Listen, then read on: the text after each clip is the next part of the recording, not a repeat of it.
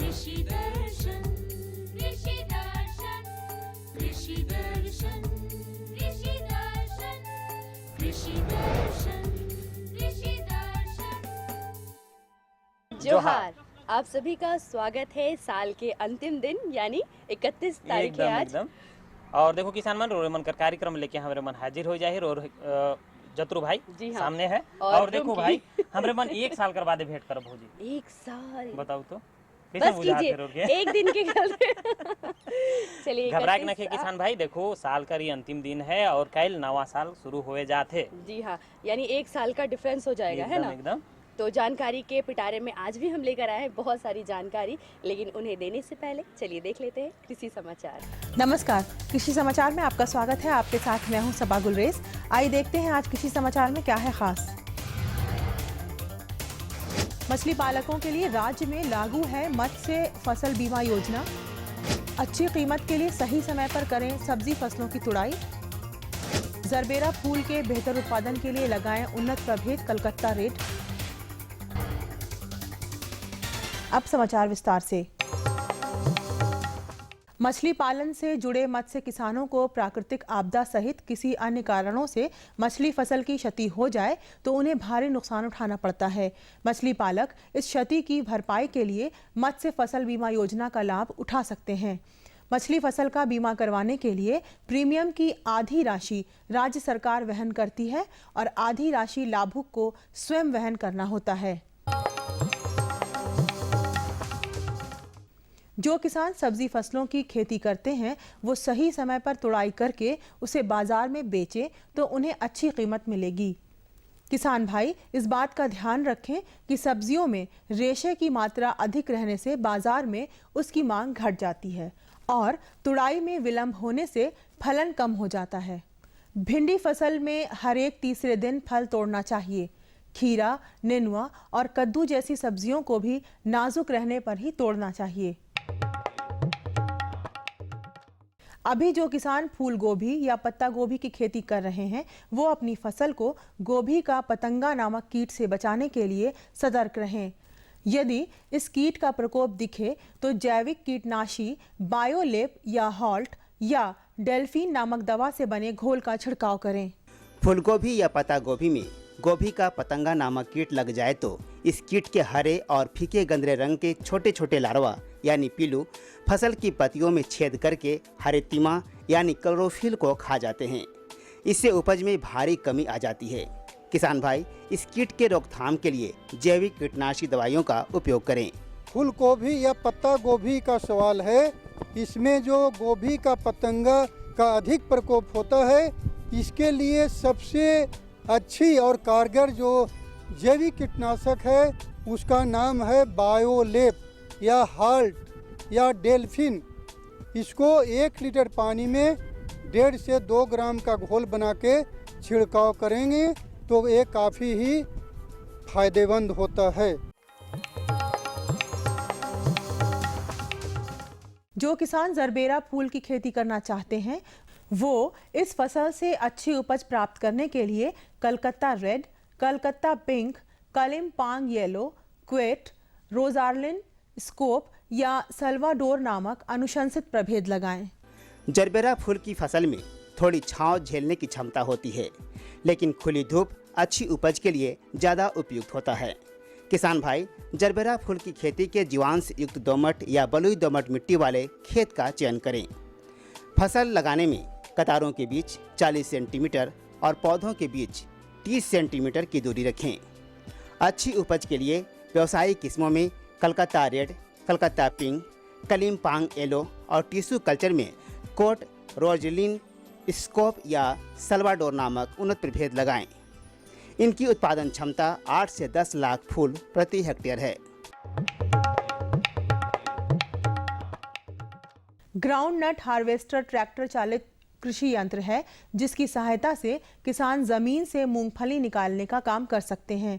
किसान इस यंत्र का उपयोग तब करें जब मिट्टी में 8 से 15% तक नमी हो। इस मौसम में लतादार सब्जी फसल में विभिन्न कीटों के हमले का खतरा रहता है। किसान भाई इन कीटों के रोकथाम के लिए 3 फेरोमोन ट्रैप प्रति एकड़ की दर से खेत में लगाएं ध्यान रहे 20 से 25 दिन पर यह ट्रैप बदलते रहें। आइए अपने कृषि विशेषज्ञ से जानते हैं जैविक उर्वरकों के महत्व के बारे में। जमीन में जो जैविक कार्बन है उसका मात्रा बढ़ता है और जैविक कार्बन जब बढ़ता है तब उसमें लाभदायक जीवाणु बढ़ते हैं। लाभदायक जीवाणु बढ़ने से क्या होता है, हमारा अघुलनशील जितना पोषक तत्व है घुलनशील होते हैं, उसी हिसाब से फायदा होता है। तब उसके अगर विपरीत हम देखते हैं रासायनिक खाद डालते हैं तो जैविक कार्बन की मात्रा घटती है। उसके साथ ही साथ हमारा जो जितना भी जीवाणु होते हैं लाभदायक जीवाणु की मात्रा बढ़ती नहीं है और जितना भी हम डालते हैं खाद वो तुरंत ही मिट्टी में फिक्सेशन हो जाता है और अघुलनशील हो जाता है। और अब एक नजर राज्य के 5 प्रमुख शहरों के मौसम के मिजाज पर। आज राज्य के 5 प्रमुख नगरों के अधिकतम और न्यूनतम तापमान कुछ इस प्रकार दर्ज किए गए। रांची का अधिकतम तापमान 23 डिग्री सेल्सियस और न्यूनतम 13 डिग्री सेल्सियस। जमशेदपुर का अधिकतम तापमान 25 डिग्री सेल्सियस और न्यूनतम 15 डिग्री सेल्सियस। मेदिनीनगर का अधिकतम तापमान 26 डिग्री सेल्सियस और न्यूनतम 12 डिग्री सेल्सियस। देवघर का अधिकतम तापमान 24 डिग्री सेल्सियस और न्यूनतम 15 डिग्री सेल्सियस। वहीं धनबाद का अधिकतम तापमान 21 डिग्री सेल्सियस और न्यूनतम 15 डिग्री सेल्सियस दर्ज किया गया।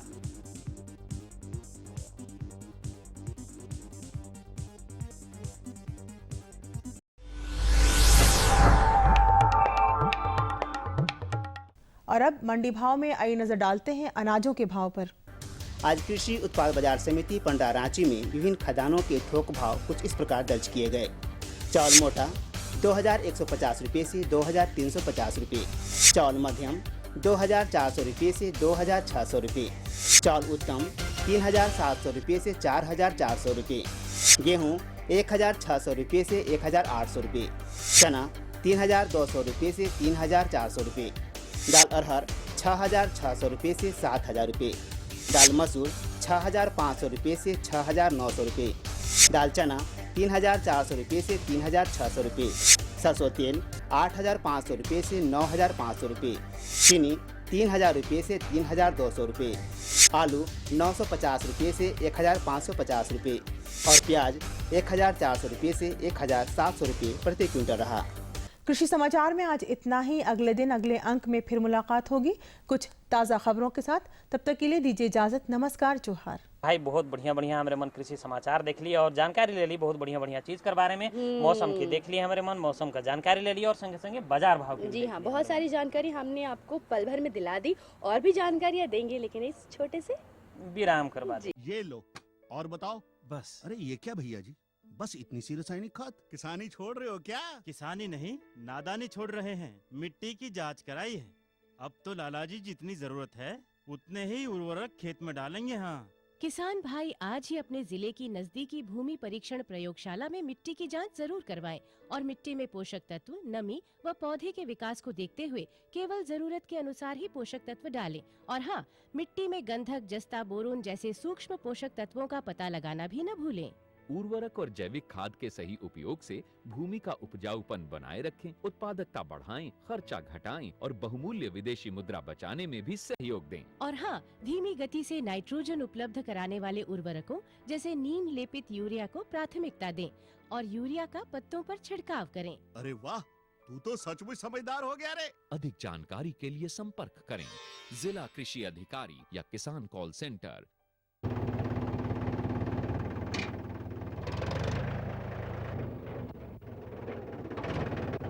अरे हरकू वाह, बीज, कीटनाशक और आज खाद भी।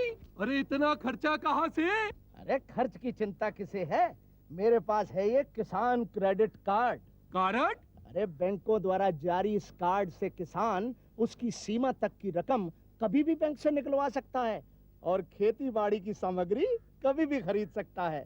कर्ज के झंझट से भी छुटकारा और तो और बिजली के बिलों का भुगतान, डीजल इससे खरीदना और आसान हो गया है। तो हरकू भैया एक कार्ड मेरे लिए भी।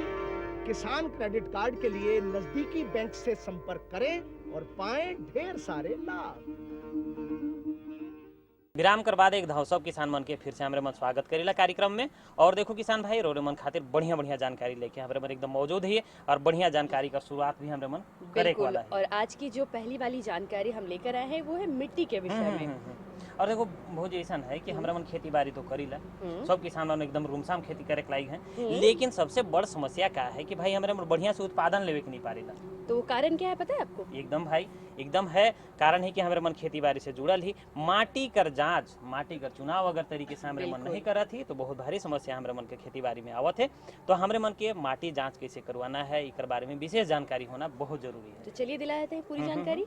तो भाई हमारे मन संगे विशेषज्ञ हैं डॉक्टर SK सिंह ताऊ, इनकर से हमारे मन जुड़ा थी और इनकर से जानकारी ले। आज हम चर्चा कर रहे हैं मिट्टी के ऊपर। आज के अंक में हम मिट्टी के ऊपर चर्चा करेंगे। जैसा कि हम लोग जानते हैं कि किसी भी फसल की पैदावार के लिए मिट्टी बहुत ही उपयोगी चीज़ होती है। तो आज हमारे साथ इसके लिए इस बात पर चर्चा के लिए आज हमारे कार्यक्रम में उपस्थित है केंद्रीय कृषि विज्ञान केंद्र के वैज्ञानिक वरिष्ठ वैज्ञानिक doctor SK Singh sir. Doctor साहब, सबसे पहले हम ये बात करेंगे कि ये जो मिट्टी होती है, मिट्टी की जांच होती है, इसका क्या अर्थ है? देखिए किसान भाई, मिट्टी एक बहुत महत्वपूर्ण चीज़ है और मिट्टी जांच के बिना खेती करना मतलब मिट्टी को बीमार कर देना है। आज जो क्लाइमेट चेंज हो रहा है, जो जलवायु परिवर्तन हो रहा है, जलवायु परिवर्तन का भी प्रभाव हमारे मिट्टी पर पड़ रहा है। और जो किसान भाइयों द्वारा फास्फेटिक फर्टिलाइज़र जब से महंगा हुआ है, यूरिया का प्रयोग ज़्यादा हो रहा है, पोटास किसान भाई देना छोड़ दिए हैं। तो एक दो संतुलित मात्रा में था जो हम खाद देते थे या करते थे। तो किसान भाई जो फर्टिलाइज़र, इधर जो उर्वरकों की कीमत बढ़ रही है वो संतुलित मात्रा में नहीं दे पा रहे हैं और सिर्फ यूरिया देने से हमारी मिट्टी की जो दशा है वो दिन पर दिन खराब होते जा रहा है, चाहे वो केमिकल हो, चाहे वो फिजिकल हो या बायोलॉजिकल हो। तो सभी का प्रभाव मिट्टी में पड़ता है। मिट्टी जांच करने से हम हमारे मिट्टी में पोषक तत्व की मात्रा क्या है ये हम पता करते हैं, फिजिकली टेक्सचर और स्ट्रक्चर कैसा है हमारे सॉइल में ये हम जांच करते हैं। दूसरा है कि जो हम खाली यूरिया, फॉस्फेट और पोटास पर बात करते हैं, माइक्रो न्यूट्रिएंट हमारे मिट्टी में उनकी स्थिति किस मात्रा में है, क्या वो कम है, क्या ज़्यादा है, तो हम उसका जब मिट्टी जांच करने के बाद इसका हमें पता चल जाता है और इसके अनुसार हम अपने फसलों के लिए अनुशंसित करते हैं कि मिट्टी में इस पोषक तत्व की कमी है, उसकी इतना मात्रा हमें प्रयोग करना चाहिए और संतुलित मात्रा में करना चाहिए। तो मिट्टी जांच का जो सबसे पहला है कि pH मान क्या है हमारी मिट्टी का, अम्लीय है, क्षारीय है, इसकी जानकारी मिल जाती है। फिर अगर अम्लीय है तो उसमें हम किस मात्रा में चूना दें उसका निर्धारण हम करते हैं मिट्टी जांच के द्वारा। दूसरा है कि हम संतुलित मात्रा में किसान भाइयों को मिट्टी जांच के आधार पर बता पाते हैं कि आप अपने खेतों में उर्वरकों का इस मात्रा में प्रयोग करें ताकि आपको लाभ मिल सके और फसल का उपज बढ़ सके। इसलिए मिट्टी जांच का महत्व है। डॉक्टर साहब, ये मिट्टी जांच कहाँ पे होती है, कैसे करवाया जाए इसको? देखिए, मिट्टी जांच आज के समय में जितने भी कृषि विज्ञान केंद्र झारखंड में खुले हैं, करीब करीब सभी में मिट्टी जांच का प्रयोगशाला है और बिरसा कृषि विश्वविद्यालय किसानों के लिए बिना कोई लागत लिए मिट्टी जांच करती है। कृषि रसायन और मृदा एवं कृषि रसायन विभाग में इसकी जांच फ्री में की जाती है। किसान किस तरह से मिट्टी को ले, जैसे कि 1 एकड़ का प्लॉट हो या कुछ डिस्टेंस में हमारे प्लॉट हो, तो वहाँ पे मिट्टी को किस तरह से वो मिट्टी को ले, कैसे ले, क्या पद्धति होनी चाहिए उसकी, वो डॉक्टर साहब थोड़ा? पहले तो किसान भाई जो खेत है उसका रंग, मिट्टी का रंग देखकर उसका मार्केशन कर लें कि मिट्टी का रंग हर 3-4 मीटर पर बदलता है, उसके अनुसार मार्किंग कर लें अपने ज़मीन में। जहाँ जहाँ मार्किंग करें 1 एकड़ में 8 से 10 जगहों पर नमूना एकत्रित करें। किसान भाई, नमूना लेने के पहले जहाँ जहाँ नमूना लेना है 1 बाई 1 फीट में घास पत्तर जो भी ऊपर से उसको साफ कर लें किसान भाई। साफ करने के बाद जिस जिस जगह पर चिन्हित किए हैं वहाँ पर भी आकार का शेप बनाएं, भी आकार का किसान भाई गड्ढा बनाएं और उस गड्ढे में उसकी जो गहराई होगी वो 0 से 15 सेंटीमीटर, 0 से 6 इंच गड्ढा भी आकार का शेप्ड बनाएं और उसका पूरा मिट्टी पहले बाहर कर लें किसान भाई। उस भी शेप जब मिट्टी पूरा बाहर हो जाता है तब दोनों साइड से, इधर से भी और इधर से खरोचे, एकदम पतला खरोच लगाएं और जो भी मिट्टी उस गड्ढे में गिरता हो उसको एकत्रित करें और इस तरह से 8-10 जगह पर जो डिमार्केशन किए हैं 1 एकड़ के लिए वो मिट्टी एक जगह एकत्रित कर लें। एकत्रित करने के बाद सभी 10 नमूनों को एक जगह मिक्सअप कर लें। मिक्सअप करने के बाद अब उसमें आधा मिट्टी हम हटा देते हैं, फिर मिक्स करते हैं। फिर जब ये प्रक्रिया बार बार करते करते मिट्टी 500 से 1 किलो का रहता है तब उस नमूना को हम थैला में, साफ थैला में एकत्रित करते हैं। और 2-3 चीज़ किसान भाइयों को इस पर ध्यान देना है मिट्टी जांच में। मिट्टी छायादार स्थान से ना उठाएं, मिट्टी वैसे स्थानों से ना उठाएं जहां पे पानी बह रहा हो, जहां नाली हो। मिट्टी वैसे जगह से ना उठाएं जहां गोबर का ढेर लगा करके किसान भाई अपने खेतों में रखते हैं। मिट्टी वैसे जगह उस पट्टी से ना उठाएं जहां पर पहले से उर्वरक दिया गया हो।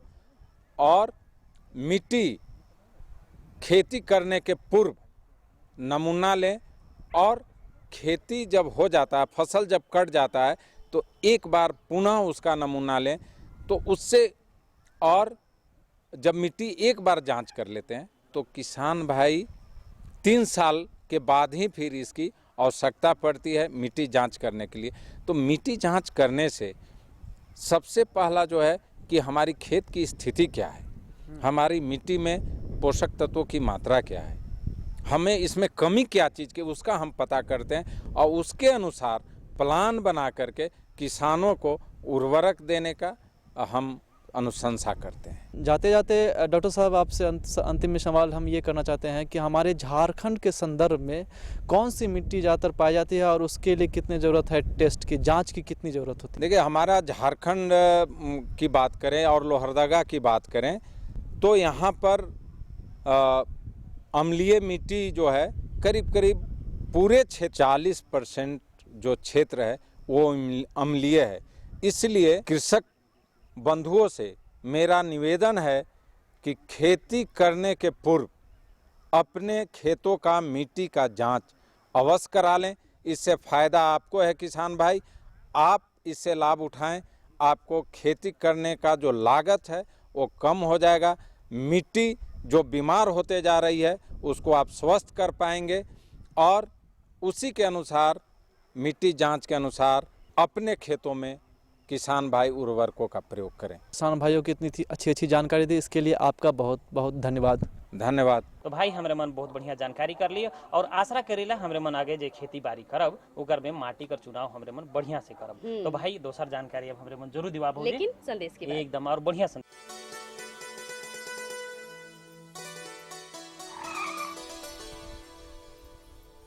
1 लीटर में 90 किलोमीटर का माइलेज है।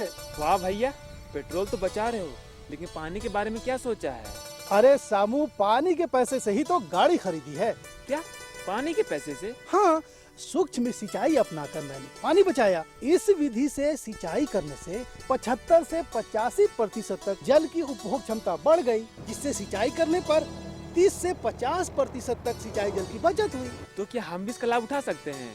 राज्य के सभी किसान इसका लाभ उठा सकते हैं 90% अनुदान के साथ, और साथ में बैंक ऋण की सुविधा भी उपलब्ध है। तब तो हमारे खेतों में आएगी हरियाली और हमारे जीवन में आएगी खुशहाली। अलबत सुंदर जानकारी और बढ़िया संदेश कि हमरे मन पानी कर बचत कैसे करब खेती बाड़ी में। जी हाँ, और आने वाले साल में भी इसका ख्याल हमें रखना है कि किस तरह से हम बूंद बूंद भी बर्बाद ना होने दे। अरे बहुत बढ़िया बात है भाई। देखो हमारे अगर भौजी बहुत बढ़िया बात के बता ले भाई, हमारे अगर पानी कर बचत करना बहुत जरूरी है। अब लगे लगे हमारे मन के दोसर जानकारी भी करे चाहिए। क्या है? देखो भौजी ऐसा है कि अब लगभग धान का कटनी अब सिराय के वाला है, बहुत जगह खत्म बाचल होने भी वाला है है, नहीं, लेकिन बहुत किसान मन कर है नहीं कि कटनी में बहुत समय लग जाएगा, बहुत बेरा निकल जाएला।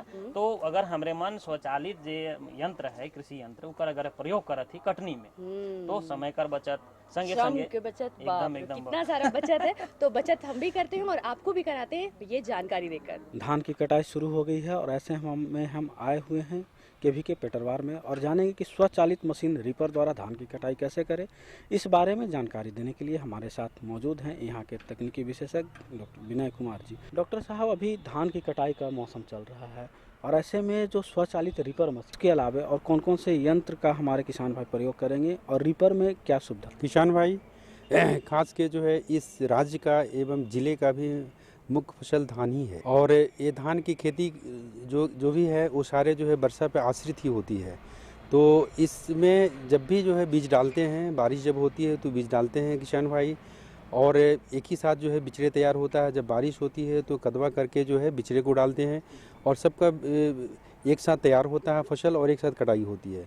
तो खास के जो है इसमें लेबर का बहुत बड़ा प्रॉब्लम आ जाता है। तो किसान भाई हम देखते हैं क्या कि खास के जब धान की कटाई होती है तो उसमें जो है काफ़ी लेबर प्रॉब्लम आता है, जिसके कारण जो है सही समय पे धान की कटाई नहीं हो पाती है। अगर हम 1 एकड़ का हम अगर कटाई करना चाहते हैं तो उसमें कम से कम 15 लेबर की रिक्वायरमेंट होती है। और अगर हम धान स्वचालित रीपर द्वारा धान की कटाई करते हैं तो उस केस में एक दिन में 8 घंटे में करीब 5 एकड़ में धान की कटाई हो जाती है, जिसके कारण जो है 75 लेबर का इन्वॉल्वमेंट जहाँ होना चाहिए वहाँ जो है एक लेबर से जो है धान की कटाई 5 एकड़ में हो जाती है।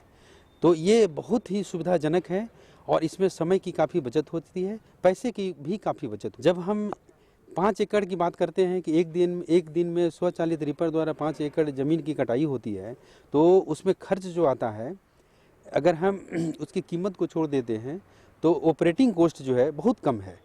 1 घंटे में 1 लीटर डीजल की खपत होती है तो 8 घंटे में 8 लीटर डीजल और ड्राइवर को देते हैं। इस तरह से हम देखते हैं कि 700-800 रुपया में जो है एक दिन में 5 एकड़ की धान की कटाई हो जाती है इस मशीन के द्वारा। लेकिन अगर हम लेबर से कटिंग करवाते हैं धान की तो उसे 75 लेबर, 5 एकड़ काटने के लिए 75 लेबर की आवश्यकता होती है। एक लेबर का 150 रुपया हम प्रतिदिन देते हैं। उस हिसाब से हम देखते हैं क्या कि 11,250 रुपया खर्च आ जाता है। तो इस तरह से काफ़ी डिफरेंसेस है। अगर हम धान की कटाई हम इस मशीन द्वारा करते हैं तो पैसे की काफ़ी बचत है। इससे किसान भाई जो है समय की बचत भी कर पाएंगे और पैसे की भी काफ़ी बचत कर पाएंगे। तो डॉक्टर साहब, हमारा देश तो धान प्रधान देश है ही, ऐसे में रीपर के अलावा और कोई यंत्र है जो धान की कटाई? खास के जनरली ट्रेडिशनली जो है हसुआ से लोग काटते हैं। तो हसुआ का इस्तेमाल तो करते ही हैं, लेकिन हसुए में भी कुछ इम्प्रूव्ड हसुआ है जिसके द्वारा भी है इसकी इफिशिएंसी को जो है बढ़ाया जा सकता है और उसका उपयोग करके कम समय में वो धान काट सकते हैं। लेकिन रीपर के अलावा, स्वचालित रीपर के अलावा भी जो है धान काटने के लिए हार्वेस्टर हैं। तो हार्वेस्टर के लिए खास के जो है बड़े बड़े प्लॉट की आवश्यकता होती है, जिसमें कि एक बार हम खेतों में जब हार्वेस्टर को चलाते हैं तो ऑटोमेटिक वो फसल को हार्वेस्ट करके उसके अंदर मशीन में चला जाता है, उसमें थ्रेशिंग होकर फ्रेश जो है अनाज जो है बाहर आता है, जिसके कारण जो है खेतों में एक साथ ही सारे ऑपरेशंस उसमें जो है हार्वेस्टिंग भी हो जाता है, थ्रेशिंग भी हो जाता है, क्लीनिंग होने के बाद जो है वो बैगिंग भी, वो सारे ऑपरेशन जो है हार्वेस्टर में हो जाते हैं एक साथ है। तो इसके भी उपयोग कर सकते हैं। लेकिन खास के इस झारखंड के परिप्रेक्ष्य में जो है रीपर बहुत ही उपयोगी है, क्योंकि रीपर जो है बहुत कम वजन है, छोटा साइज इसका है और यहाँ के छोटे छोटे आकार के जो खेतों के लिए बहुत ही उपयोगी है। यहाँ के खेत जो है स्लोपी हैं और छोटे आकार में है, तो उसमें है कि ये रीपर खास के बहुत ही उपयोगी है हार्वेस्टर के बनस्पत जो है। तो इसके इस उपयोग कर किसान जो है काफ़ी लाभान्वित जो है हो सकते हैं। बात रीपर की जब चल रही है तो हमारे झारखंड में किसानों के पास कम ज़मीन होती है और छोटे छोटे आकार के ज़मीन होते हैं, तो ऐसे में इस रीपर मशीन की लिमिटेशन क्या होती है? किसान भाई, ये रीपर तो खास के जो है किसी भी खेत के लिए उपयोगी है। वो अगर फसल भी किसी रूप में लगाए हो, ये ज़रूरी नहीं है कि वो फसल को लाइन से लगाए हो, किसी तरह फसल लगाए हैं तो उसमें जो है ये हार्वेस्ट करेगा। लेकिन इसकी 2 लिमिटेशंस है। एक लिमिटेशंस है कि उसमें जो है पानी नहीं होनी चाहिए खेत में, पानी होने के कारण जो है इसको काटने में प्रॉब्लम होती है। दूसरा है कि फसल जो है पूरा गिरा हुआ नहीं होना चाहिए। फसल अगर झुका हुआ है तब भी इसको काटने में कोई प्रॉब्लम नहीं है, लेकिन फसल अगर गिर गया हो तो उसे काटने में काफ़ी प्रॉब्लम है। तो ये दो लिमिटेशंस अगर को हम अगर हटा लेते हैं तो ये जो है बहुत ही इफेक्टिव है। किसान भाई इससे काफ़ी लाभान्वित हो सकते हैं, कम समय में और पैसे की बचत करके जो है इसे उपयोग में ला सकते हैं। अब डॉक्टर साहब चलते चलते हम आपसे यह जानना चाहते हैं कि जो सरकार की ओर से योजनाएं आती है उसमें इस किसान को इस मशीन को लेने के लिए कितनी सुविधा उपलब्ध है? राज्य स्तरीय जो है सरकार ने इसके लिए जो है योजना दी है, हर जिले में है योजना, जिसमें एक है कृषि यंत्र बैंक की स्थापना, उसमें 75% सब्सिडी की व्यवस्था है। तो किसान भाई जो भी है हर प्रखंड में जो किसान भाई इच्छुक हैं कि हम कृषि यंत्र बैंक की स्थापना करते हैं तो उसमें वो 5 लाख अगर लगाते हैं अपने पूंजी को तो 20 लाख की उसके सारे जो है इम्प्लीमेंट्स मिलेंगे, जिसमें कि है ट्रैक्टर द्वारा चालित इम्प्लीमेंट्स और इससे और स्वचालित भी अगर वो मशीन जैसे रीपर वगैरह कुछ करना चाहते हैं टोटल 20 लाख की वो उसको 75% सब्सिडी में उपलब्ध हो जाएगा।